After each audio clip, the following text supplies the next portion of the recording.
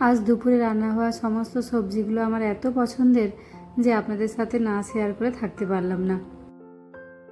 সবার প্রথমেই রান্না করেছিলাম আমার মতো অনেকেরই পছন্দের শাক, এই পুঁই শাক। এই পুঁই শাক, কুমড়ো আর চিংড়ি মাছ যদি ফ্রিজে থাকে তাহলে সারাক্ষণই সুযোগ খুঁজতে থাকি যে কখন এগুলোকে কেটে কড়াই তুলব। কিন্তু বাড়িতে যদি বয়স্ক লোক আর অসুস্থ লোক থাকে তাহলে এই শাক রান্না করাটা বেশ চাপের। অবশ্যই শরীর বুঝে এই শাক খাওয়া উচিত। সহ্য করতে পারলে খুবই ভালো, না পারলে একেবারে সোজা হসপিটাল, আর সেখানেও যদি না যেতে পারেন তাহলে একেবারে উপর। তাই এই শাক খাওয়ার আগে পিছে উল্টোপাল্টা খাওয়ার না খাওয়াই ভালো। আমার খুব পছন্দের শাক হলেও আমার ছেলের বাবার একেবারেই পছন্দ নয়, তাই জন্য এই শাক রান্নাটা আমাদের বাড়িতে খুব কমই হয়।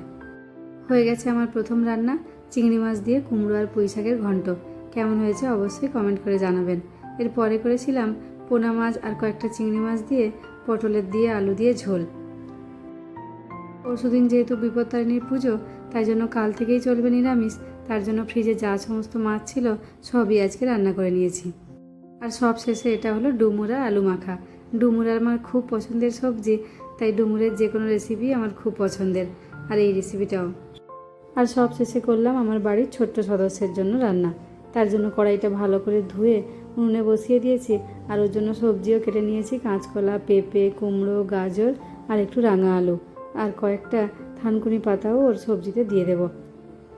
তার জন্য কয়েকটা থানকুনি পাতা তুলে ভালো করে ধুয়ে নিয়েছি। আর এদিকে দেখুন, এই যে কই মাছগুলো নিয়ে নিয়েছি ওর ঝোলে দেবো বলে।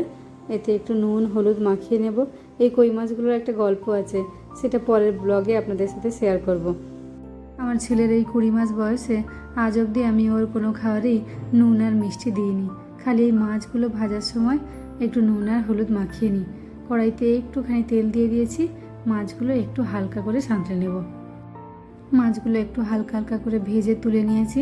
এইবার আর কড়াইতে তেল দেব না, কড়াইটা একটু পরিষ্কার করে নিয়ে সবজিগুলো ঢেলে দেব। সবজিগুলো একটু কিছুক্ষণের জন্য এদিক ওদিক নেড়ে নিয়ে একটু হলুদ দিয়ে জল দিয়ে দেব। লবণ আর আমি এটাতে দেবো না। ওর বয়সী অনেক ছেলেমেয়েরাই খাওয়ারে নুন আর মিষ্টি না দিলে খাওয়ার খেতে চায় না, কিন্তু ও এগুলো ছাড়াই খাওয়ার খেয়ে নেয়।